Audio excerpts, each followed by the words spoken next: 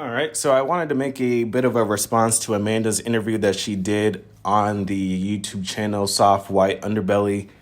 She did a great job, as she always does, articulating the philosophy of antinatalism, the importance, the priority of it, the significance of it. We're talking about the most significant thing that we can look to do to somebody, place them here at bottom. So it's just, important for us to look to engage in these types of discourses, however often that we can, because it can change someone's mentality to now further solidify their stance in, not choosing to procreate. So it's very important. It's the highest power that we have to do here. So trying to say that it's, futile or anything, no, it's not, because we all have that control within our own livelihoods to create a livelihood with another person that we can consent with in such a way. So just a lot of kudos to her for all of the care that she gives out, that she has to dispense to others in this way, and other ways that she does, and others that are involved in this community. Anyone listening that even just shares this form of mentality, much appreciation to you. But yeah, I just wanted to make a bit of an addendum from that YouTube video. It was great because that YouTube channel has 1 million plus millions of subscribers, so thousands will be and already have watched that interview. And for generally speaking, great comments all out in terms of the appreciation for the message. And of course, with somebody like Amanda, that is able to, be in a very cordial, respectful manner, it just will come across more easier to people. Even the way that she structured some of her statements, it was very tactical. She's very, very on point with what she has to say, so that, people just don't get butthurt. That's all we're talking. We're walking on eggshells. And so people are butthurt because this is a very sensitive topic. It's the most personal thing that you can look to do. So it's going to hit at home for really anyone. So it just makes sense for why people are always so apparently defensive. But as we know, it's just calling a spade for what it is. And she even mentioned the word belief. And some people in the comments, if you looked at the video, I'll send the links in the comments section description to this video here. But, she used the word belief. But again, that's more of a tactic to just mitigate less responses that were just unnecessary that could have came. Even though some in the comments section were using that belief term, when it's not a belief, right? It doesn't take faith to know that with birth comes death, that with, this so-called life of an existence here will come with inevitable harm and suffering, pain, hardship, toil, trauma, all that stuff. So it's not a belief, right? It is what it is. But, we understand why certain things need to be said in certain ways. So just a great shout out to her, Amanda. Kudos to, anyone that looks to do what we're doing, talk, just talk about real life stuff concerning conflicts, controversies that are consequential to the unborn, right? It just, doesn't make sense. For the title of this video, I made it saying, well, I'm not an antinatalist, because I saw that time and time again, and I've had who hasn't seen that before, where people will look to disassociate themselves from this philosophy when that just doesn't make sense. At bottom, it's just describing something, okay? So for you to disassociate yourself from something that's just describing something being unfair, which is this, existence, birth, and death, that's unfair to impose unnecessarily. That's all it's describing. So to say now that you're not an antinatalist, that doesn't make sense, because again, more so they're looking at the prescription factor, which is to obviously not procreate, right? If you know something is not fair, then you don't do something that is not fair. So to say that you're not, an antinatalist in many respects, this does not make sense. I obviously get it. They're implying that they're not, wanting to abstain from procreation, but At bottom, this philosophy is identifying the unethical value with birth and death. That does not take you to having to disagree or even agree. It's having you to understand the awareness that's being dispensed to you. So when people come from the angle of saying they disagree, well, no. We don't care what you disagree about. Do you understand the merit to the conversation at hand? If you understand, then now saying that you disagree is such a moot point, secondary clause to the actual discussion. You're not actually saying anything. That's why I always mention the term with veganism. I'm not a vegan, but if I'm now having a conversation, I'm caring to now make a 2 cents of my own in an ethical conversation such as veganism. I'm not going to say I disagree. I understand where they're coming from. And from there, you move on. You don't then engage with something that you...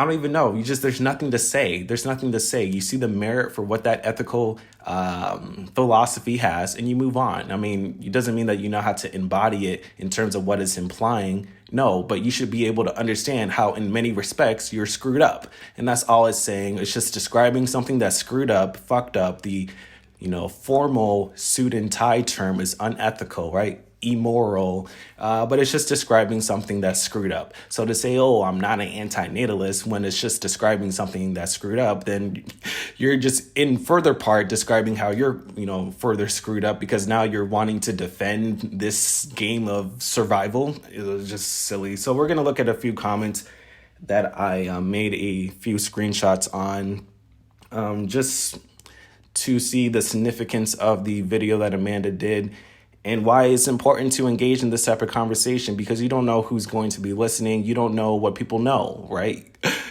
So we'll start with the comment that she had. For anyone that's looking at it from the video format for this video, you can look to read it yourself, because it was quite of a lengthy comment here from Amanda. Very great. I actually made a prior video. I didn't like the way that it came out, so hopefully this one is okay from my judgment. So, this is just another great comment by Amanda, just further going into all the misconceptions people have with antinatalism. That's all it is. If you're saying you disagree, then you're not understanding. You're misconceived, because it doesn't take you to now having to quote unquote agree. You understand. And then from there, you should do what it's implying. But if you're not doing that, then again, you're just showing your ass, because you're then showing how, you're unethical. So that's just proving the point. So if you're saying you disagree, you're proving the point, which is why you don't really understand, because it doesn't take any having to agree. If you understand, you know what to do, you move on. We know wisdom is silent. So if you're not wanting to come out of the woodworks and make whatever statement of why you disagree, no, that really just means you don't understand. So I wanted to make that title for this video, because as us antinatalists, if this comes your way where someone wants to say from the opposing side that, again, right, they don't agree, that they're not antinatalists, again, in this specific conversation, they just do not understand. But this comment here with Amanda, she just went into how this is not a first world problem. This has been a problem since the beginning of time, when man was able to contemplate true origins to problems. This is one of the most ancient problem thought to think about, the whole to be or not to be. Of course, with that implies whether or not to procreate. Shout out to SQS. So, it's not just a particular section of human beings, sentient beings. No, it's all of our own dilemmas that we're all facing here in this existence. And then the other paragraph, she went into the whole, why don't you kill yourself? We've heard this before. If you're listening to me, you've heard this before, and you know how silly of a comment that is in an ethical conversation that we're having, right?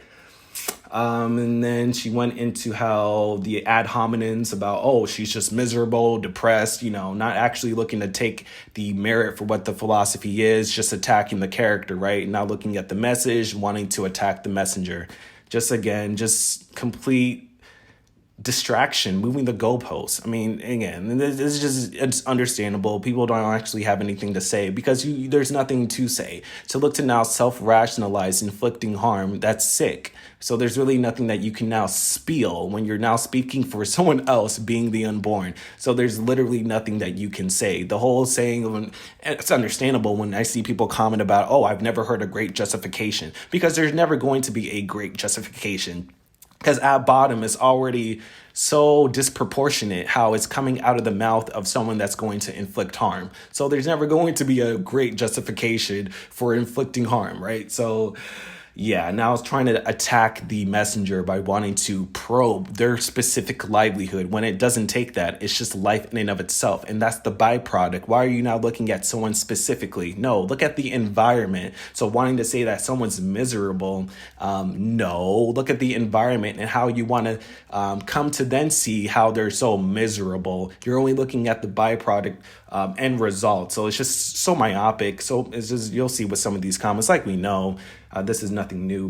Just a lack of maturity with people. They're not honest. They are not fair. Definitely not mature.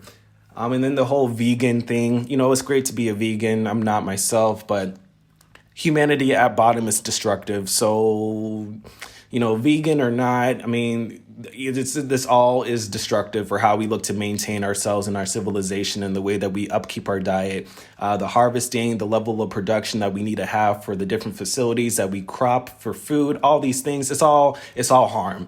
So the ways that we kill other life forms, okay, it's not a good thing. And again, it inflicts harm with really anything that we're doing in many respects. So again, vegan, in many respects, that's the better thing to do in many ways for people that have that capability. But none of this is good at bottom. I'm going to send another video with Wise Solace. I linked it before in one of my other ones. About how we're all faulty because with the way that, again, we just eat at bottom for any one of us, we're taking the life of other life forms. So how is that a good thing?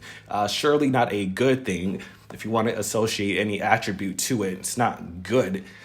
So that's just silly. And then there was a comment here. I'll read this full one below. In quotes, "I love my children and it was the best thing I ever did." And then she says here to that comment saying, with people that say I love my children and was the best thing I ever did. She and really any antinatalist that's compassionate and sane would say, please love your children, right?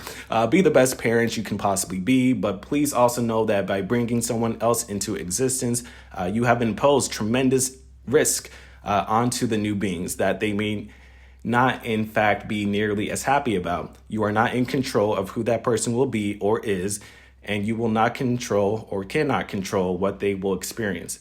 And this is just the crux of the issue. This is not about you. It's about them. This is not about existing people. This is about the unborn. Those you will create, their suffering, their welfare, their experiences, and their eventual death. So, you just can't get around it. People are only speaking on behalf of their own selves when we're talking about somebody that's not here, which is the whole imposition, lack of consent. There's no way that you can now articulate a level of a self-rationalization against the point of antinatalism, which is why when people say they disagree or they're not an antinatalist, they just don't understand. That just means I don't understand. So when you see that, please understand that they just don't understand. So we'll look to read some comments here. We'll look to start out with some relatively positive comments for why it makes sense to even speak about this. A lot of times, again, people like to say that this is futile. Well, if we want to say that this is futile, the most significant thing that we can look to do for any one of us, place somebody here, then all of this is futile, right? The whole nihilistic, nothing really matters. What are we talking about? We'll see here. But before we go there, I had a screenshot of this one here. This person says, I'm curious to know how Amanda defines love or what love feels like to her. And this person says as well, they say, for me, I have an urge to create, could be a child, but also could be a business, artwork, etc. Love and creation are whatever. So this concept of love. Okay, so already with the concept of love, okay, so this is abstract, right? Define love, right? Now if we're having to define something like love, already it's like we already don't know then what really love is, right? So we're having to define it, right? Because it's not too concrete. It's very abstract, metaphysical, right? So if we're not wanting to define love, it's already clearly very flimsy for whatever love is. It's kind of like, well, what's money in a sense, right? We know what it is, but we don't really know what it is type of energy. And so with anything that we want to now physically define as love, a unphysical thing, clearly, right? It's metaphysical. It's, in a sense, spiritual, clearly, right? It's above this physical sense. It can get permeated, but it's very flimsy for how we want to point out, oh, this is love. And that's why we say things like unconditional love, right? Loving something no matter what, right? And clearly, right, the whole term of unconditional love, which is what everybody would want, right? Unconditional love. That's impossible when you're within a condition of an animal bodysuit, in this limited sense, dense, rigid sense perception. Now you're wanting to say something about love. It's just very faulty, very flimsy. And again, with the whole unconditional love, right? Unseen. So love really, again, with how it's not physical, it's unseen. So now wanting to define something that is unseen, it's like the whole God principle, wanting to define what is God, tell me who God is, or, it's like now wanting to articulate it with our verbal expression is overstepping our boundaries. It's ridiculous. So I just wanted to make a bit of a comment of how it just doesn't make sense to define love. Anything that we want to define love in the physical sense, it's going to be very limited because love knows no bounds, just like thought knows no bounds. And so obviously with this type of philosophy with antinatalism, when you're letting people try to think outside the box and how this all just doesn't make sense, right? Rationality in existence is the exception. Insanity is the rule. That's the baseline to existence. This is all insane. Actual rational thought is the exception here. For what people should look to understand. So looking to now define love in an insane world, again, this is why when people look to associate, look at the byproduct people and want to characterize how they're depressed or nihilistic or whatever, and not looking at the environment that the people are in, it just goes to show how, I hope these people are not practitioners in any healthcare field because that they're looking at the symptom of the problem and not the origin. They're just so myopic and immature. It's ridiculous. So again, with the whole concept of love, you can say what you want in the physical sense, but obviously it's going to be very limited, okay? Because we're talking about something that is unseen, is very metaphysical, it's non-physical. So, oh Lord. Okay, so we'll move on. All right, so this person here is talking about, I'll just read it. They say, this one hit me because I have had this feeling for years now and didn't know how to name it. They said, I thought I was alone with this feeling and concept. I also know this idea is coming from my lens and is not to be applied to anyone else's. I just see the world and what is becoming and genuinely see more suffering and pain around me than true happiness. She mentioned that she knows this will never take hold on society and that it will go unlistened to by most. And that's just how I feel. I believe this theory, but also know it's probably a waste of time to preach it. So first off, with this, as we know, right, it's those that have an ear to hear will hear. Like we know this is not for everybody because already people are just dumb. Listen, okay, the world has low standards. Okay, humanity is a low standard. Okay, that's why we have words like understand. Do you understand? Do you understand how humanity is a low standard? This is why with different religions, ancient, different civilizations, they look to, make it that they don't come back here, right? Because they understand the faultiness, the debauchery that we find ourselves in currently with the state of affairs that we are in. So now wanting to just don't even worry about most people. Most people, who cares? They're already, docile, ignorant, apathetic, just bewildered. So it just goes back to the point that why this world is what it is, because most people are just lame. Okay, so I wanted to screenshot this because they made a comment about how it's a waste of time. So who doesn't understand the point, right, of what this gentleman is saying or whoever. But it's not a waste of time, right? Because if we're talking about just talking and we're saying that you can just look to not do something, right? We're not telling somebody to now look to, become anything. No, do what you're already doing. Just clearly don't do something. It's very simple. And so like Amanda did in that interview with a YouTube channel that has 1 million plus of subscribers, already, like I'll show with just a few comments, this will introduce, this type of train of thought to people. So that's not a waste of time. And then for people that may have already had a, hunch, an inkling, it's going to solidify their stance. So while, this doesn't make sense. So it's not a waste of time. It's only that it's funny. It's funny. It's like you have sayings like once you go black, you can't go back. It's like once you understand this, once this has been presented to you, how can you now live the same way that you're living in the sense of just seeing the world for how it is?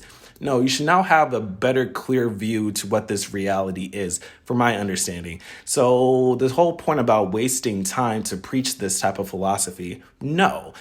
For people that understand the merit for what it is, it's only going to solidify or now create them to now, consciously, prevent and disregard, disdain from procreating. So it's not a waste of time. I completely understand this comment, but I just wanted to screenshot it to just emphasize how it's not a waste of time. It's just that it's just not getting out there. It's just, I mean, imagine if the president, were to have the same thing that Amanda did, but it's the president, right? It's whoever, the embassy ambassador, you know what I'm saying? So it's not a waste of time. It's just that no one's bold enough. Okay, so it's just like how we know the truth hurts. And so with that, we don't, want to hurt people, but they're the ones that are really hurting people like by bringing them here. So it's not a waste of time. It's just that people don't want to speak on the highest form of truth because this is as high as it's going to get. I think Benedict Vegan, he had a video about is antinatalist, like this philosophy, is it like the final truth? Well, in a clear sense, in a certain obvious level, it is, right? Because it's the antithesis to anything here. And like I said, with ancient civilizations, this is a very, very profound thought that many philosophies and again, religions and stuff live up to. So it's not a waste of time. It's not a waste of time. We're just trying to provide awareness. And so at bottom, people should be aware. So if they can understand the awareness to this, then it doesn't take now you saying you disagree, because no, that means you don't understand. And then again, that doesn't, if you want to say you're not an antinatalist, again, that means you don't understand. It's just describing an unethical value towards birth and death. So to say now that you're not that when it's just describing how this is unethical, it's not now taking you to have an affiliation to it. It's just taking you to understand it. Of course, it's implying not to procreate, but if you procreate, obviously you should know that you're unethical, right? But that's just, again, the formal term. We can also say clearly you're selfish, you're narcissistic, you're solipsistic, all these nasty traits. What's another one that we say? You're just inflicting harm. That doesn't mean now you have to disagree or even agree. It's just what it is. That's the function that you're condoning. So, people need to get out of their feelings about, this is my 2 cents. I think, I feel. No, we know. So again, with the whole term that Amanda made with the belief, I understand in terms of the marketing, the advocacy for antinatalism. I understand why she said belief, right? Faith, but this does not require a belief. It doesn't require faith, right? This is just what it is. This is the function to sentience, biologically here. So when people come from this angle of saying that they're not an antinatalist or they're disagreeing, that means you just don't understand at bottom. We'll move on. This comment here goes, they say, thank you very much for this interview, Amanda and Mark. I have no idea. As we see right here, right? I had no idea what antinatalism was. So already, right? We're introducing this philosophy to new people.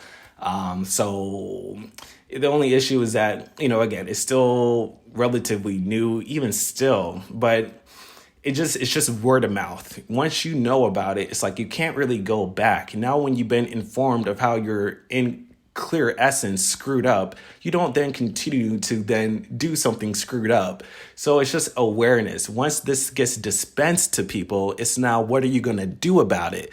Okay, this is a personal thing. This is a one-on-one talk. Okay, so again, it's not a waste of time. Clearly, look at this comment. Somebody was just randomly introduced. Is that now a waste of time? It's not.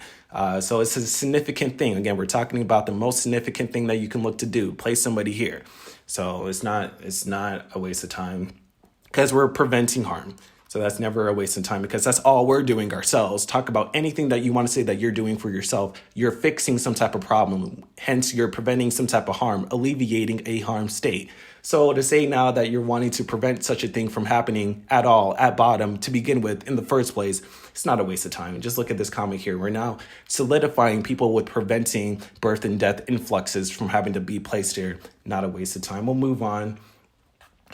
This person here says, I've never heard of this term before. I love watching these videos, da da da da da. So I've never heard of this term before, right? And so we're now introducing this to people that, don't necessarily know about this, even though they may have a hunch, they may have an inkling. We're now re-solidifying or stamping a new train of thought to them. So this is a great thing to do. And again, it's just interesting because a place like YouTube, this is the prominent place that people watch videos, right?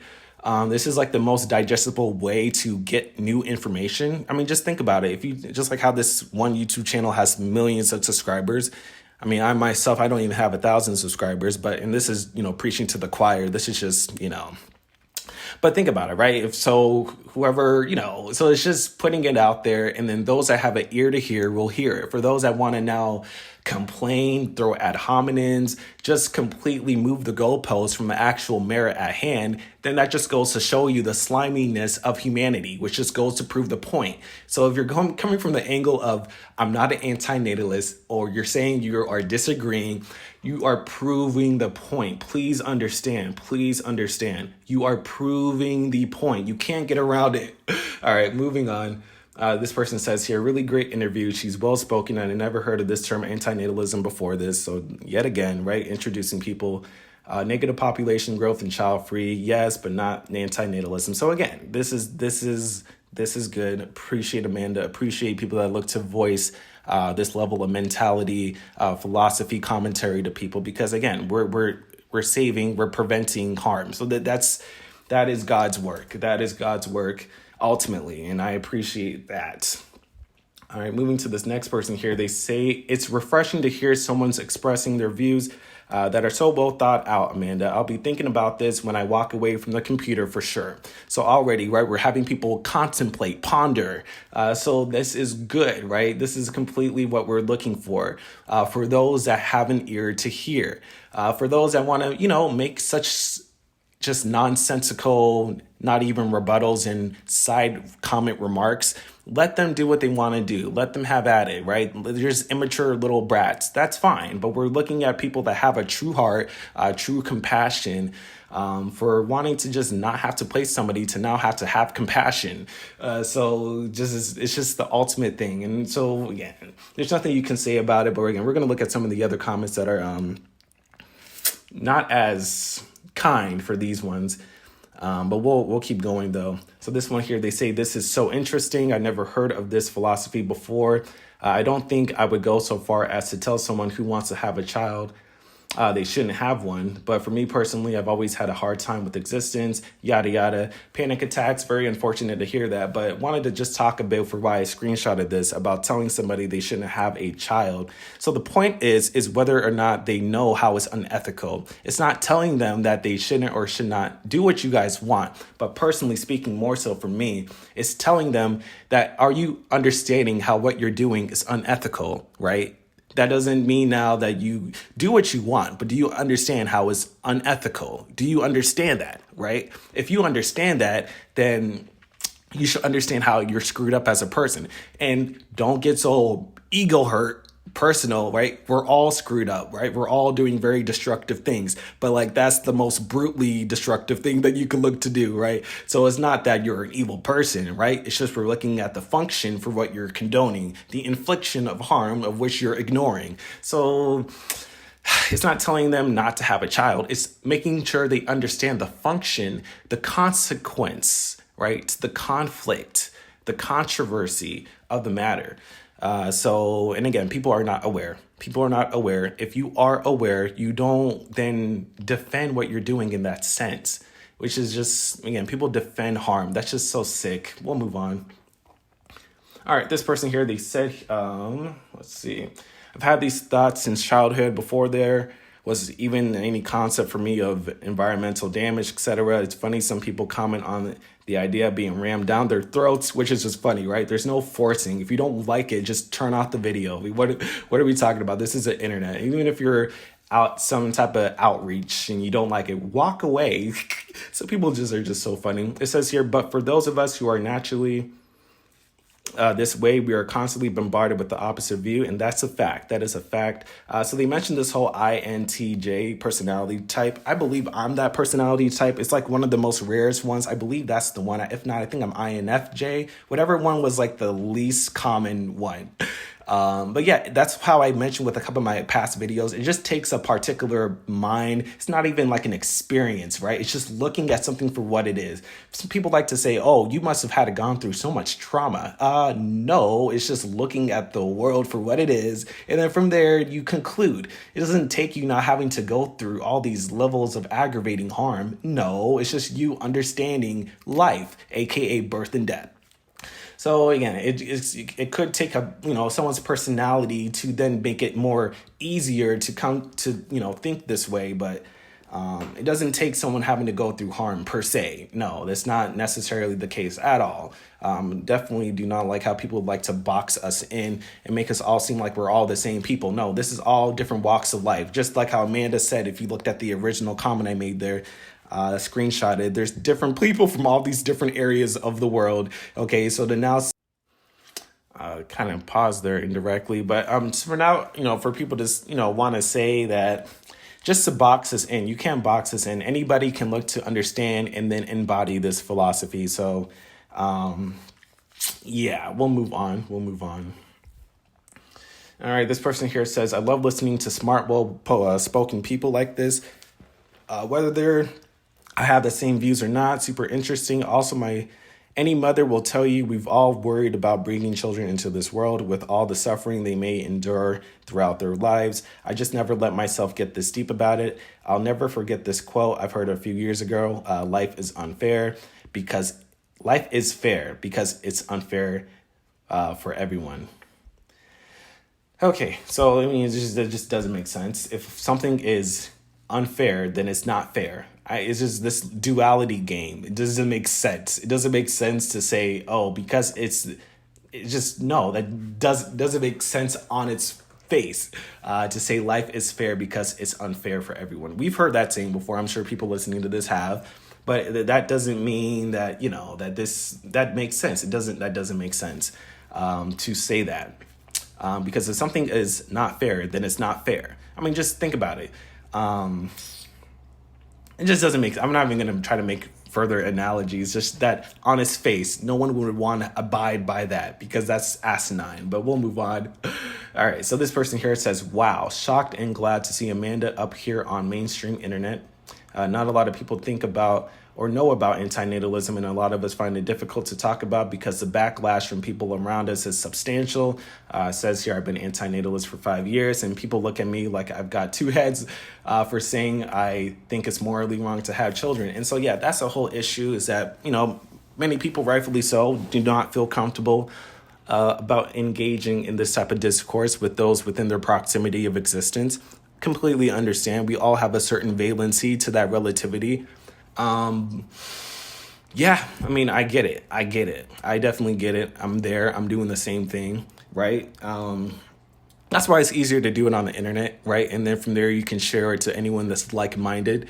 But we gotta say it. And I'll tell you right now, this is some hot stuff. I mean, I don't know about you guys. You remember from elementary school, you look at, reading history and it's like, oh, you look at all those prior times of all these harms that we used to do on a mass scale, all the levels of just mass atrocities. And it's like, how could people live through these type of scenarios? Well, ultimately, the question is, how can someone place somebody at bottom to experience any potentiality of such a scenario at all at bottom to begin with? So this is the most thing to do. This is the most, again, ethical, quote unquote. It's a non-action, right? So that's the funny part, right? People like to say, well, what are you doing? Well, the whole point is there's nothing to do. You have to reverse this process in nature. And with that, it takes non-action, non-doing, right? Non-being.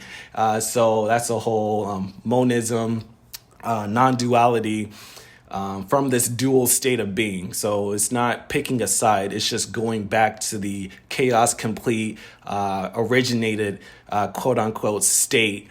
So it's just And yeah, I feel for people, because we're all in this, but it's going to get easier as time progresses. It's going to be easier because, again, when knowledge comes out, thought knows no bounds, love knows no bounds.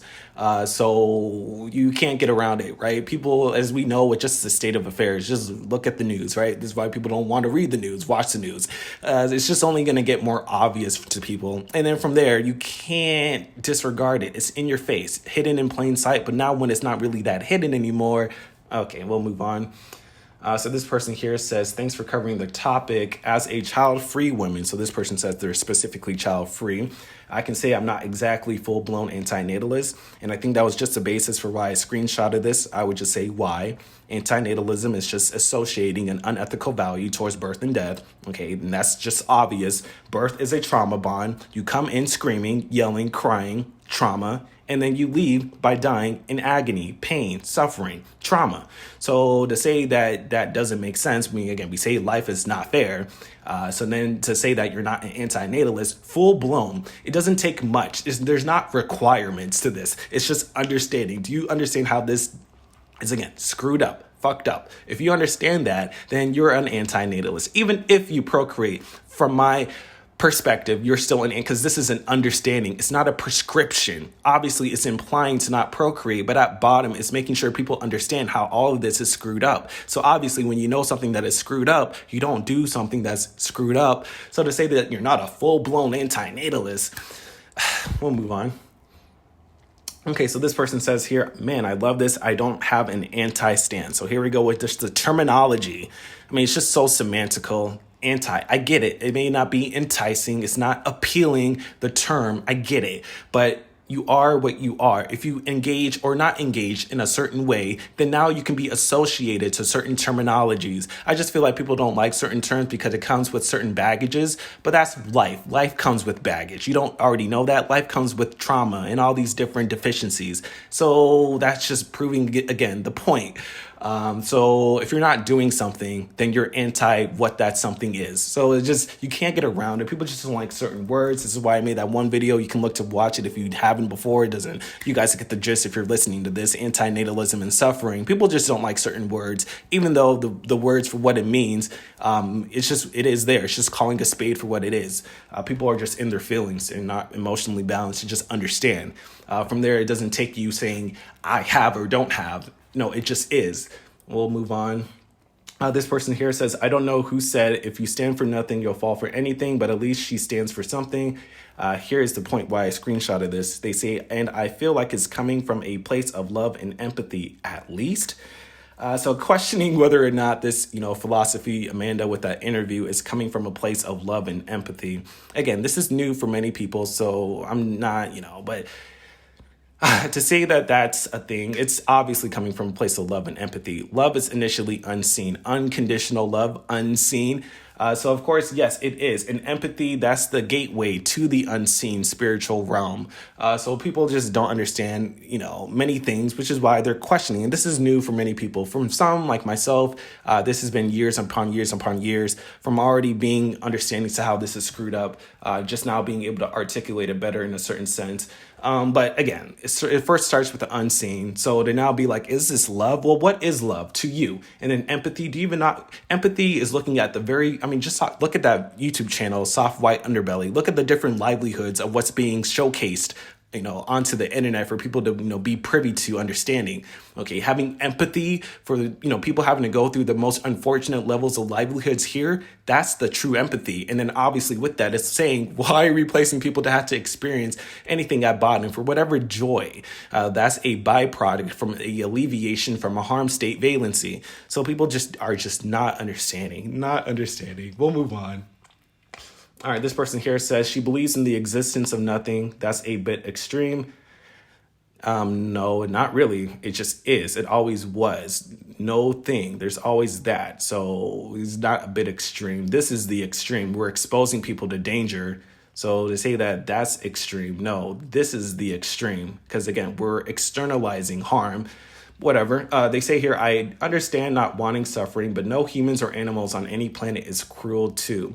So this is a very issue with people that they just want to have people for their own sake, that they want to now have people have to be placed through these birth and deaths influx, us sentient beings, other animal life forms, for their own emotional sake. That doesn't make sense. They're going to have to go through these levels of harm, hardship, toil, all these negative things that we know for now, just your sake. Oh, they just want people to be here.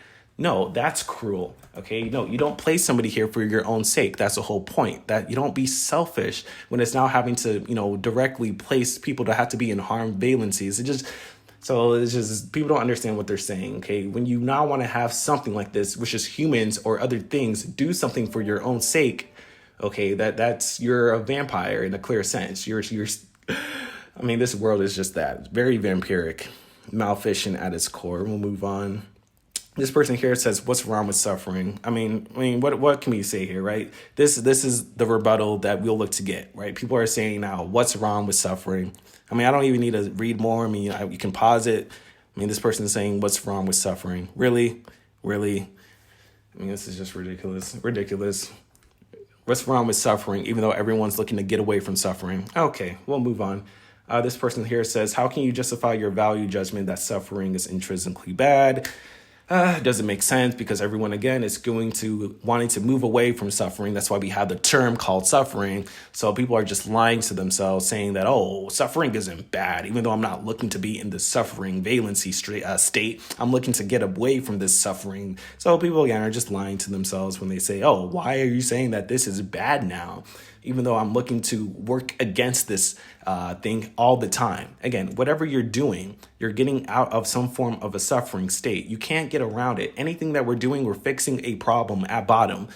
Again, I made in one of my other videos, I think it was the Antinatalism, Imposition, and spirituality, talking about how all human actions are nothing more but attempts to heal the mistake of their existence. So any action that now you're wanting to do, you're healing something, okay? Because you're traumatized, okay? We'll move on. And they say something actually here. Can you prove the importance of this assumption to be true without appealing to intuition? So, that's already dumb because it's not an assumption. It just is. And then without appealing to intuition, okay, we all appeal to intuition. Okay, so to now negate that fact that we all appeal to intuition, because that just is in a clear sense. Something is intuitive, it's there's a certain intelligence with intuition. So to say now that you're trying to negate that intuition, okay, intuition is even higher than an instinct. Like, it's just something that you just, like, when something just is just what you know.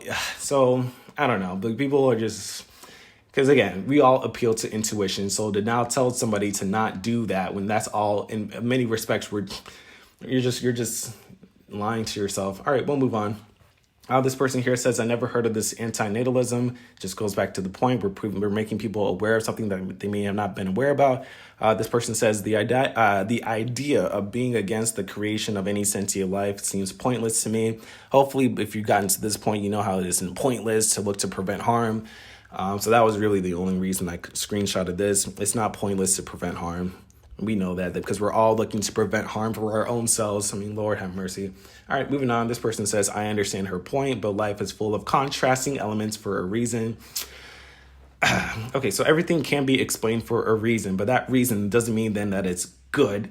Okay, so now to label this reasoning as good is now, no, that doesn't make sense. It just is, right? But people look to now associate this as good, that being natalist. But no, it is for a reason for why we have these contrasting elements. But is it good? No, that's now a subjective value judgment that you can't now superimpose with your morality. No, it just is. So to say that it's for a reason, that's true, but it's really implying that this person's backing up natalism, right? So they said for a reason, hence a good reason, right? No, it just is. Just because it's for a reason, that's just science. Science just is. It's not, is science good? Is it? No, it just is. This person then later says, how can we ever recognize, understand, and value joy without a contrasting? So the issue is, what is really joy? I'll just be frank. What are people doing?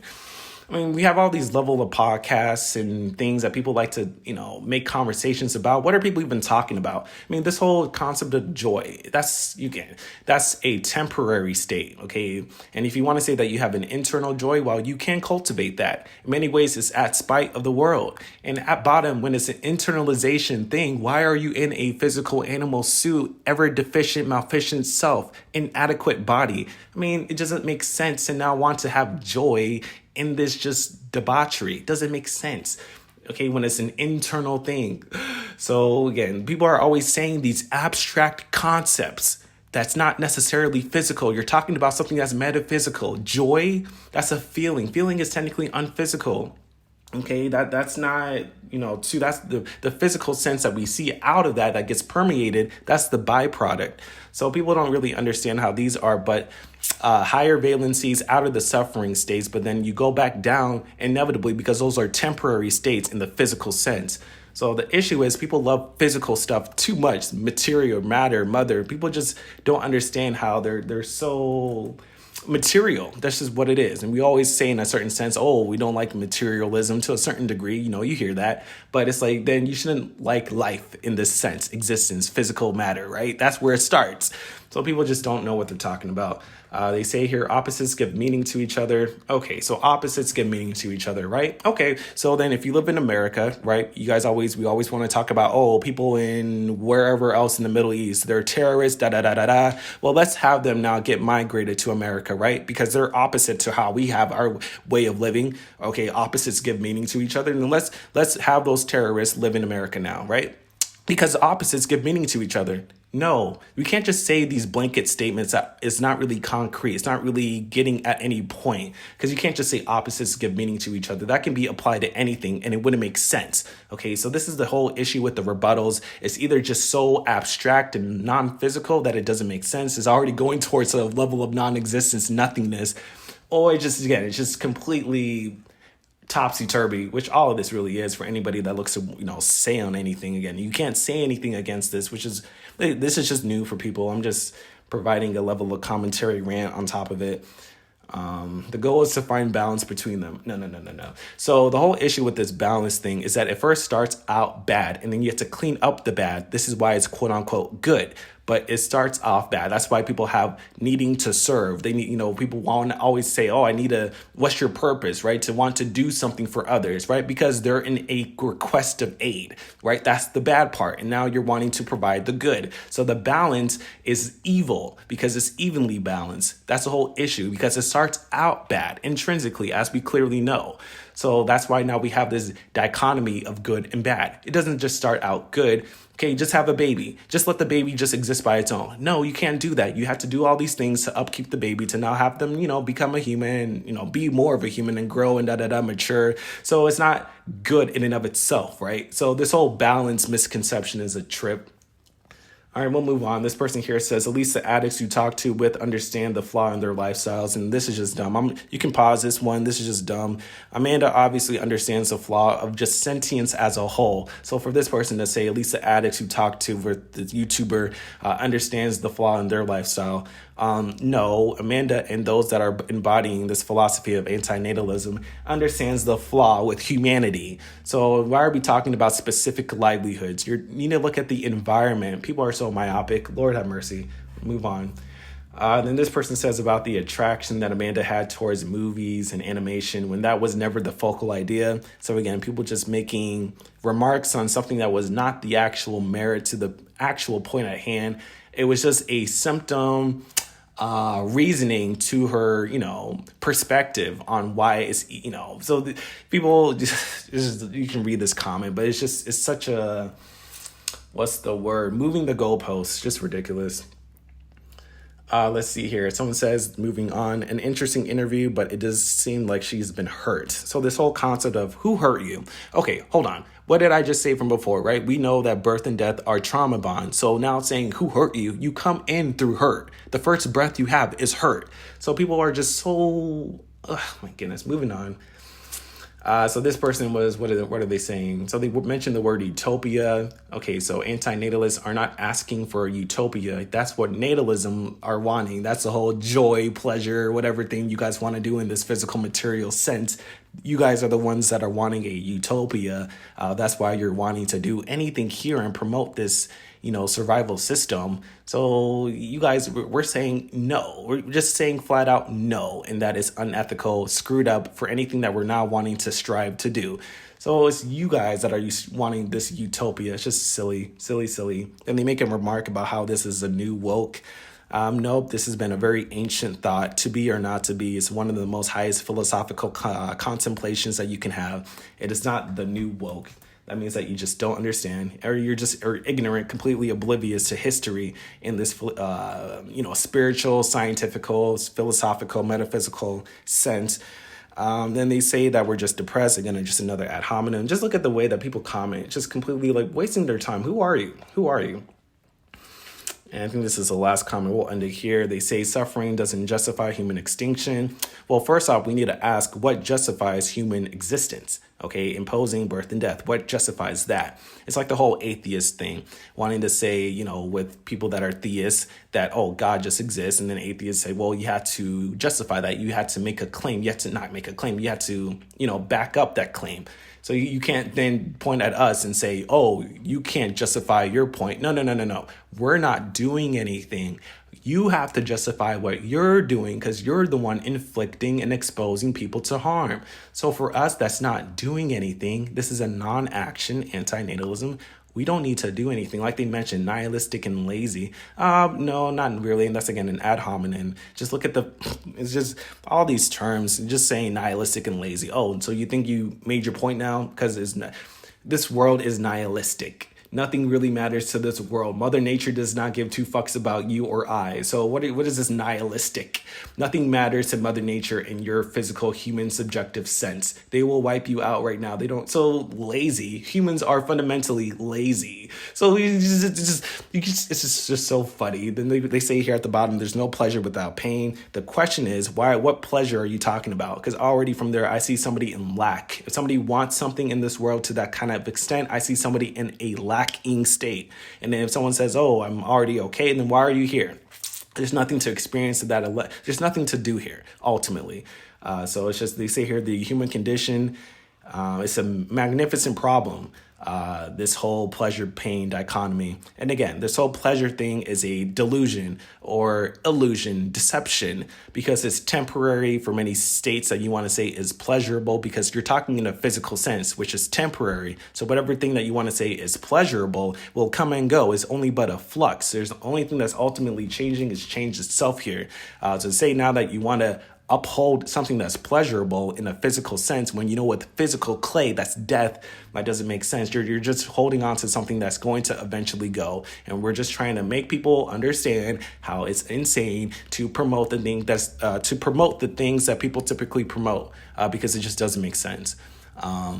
But yeah, I'll leave it there. That was really it. Oh, no, I still have another comment here. We'll end here. So this person says, I can't imagine what someone would have to go through to have this worldview. So just completely oblivious. I mean, you can say ignorant, oblivious, whatever, just not aware, right? And so, life is overrated, great channel. And then you have these other people there making addendums to that comment. You can just read those comments itself. Oh, how can someone come to be of this worldview? When it just takes thought, rational thought, intelligence to an obvious level of an extent, just having an awareness around the world around you, getting out of your shell and seeing what this world is for what it is. How can someone come to be of this? Wow, you guys, this is just so ridiculous.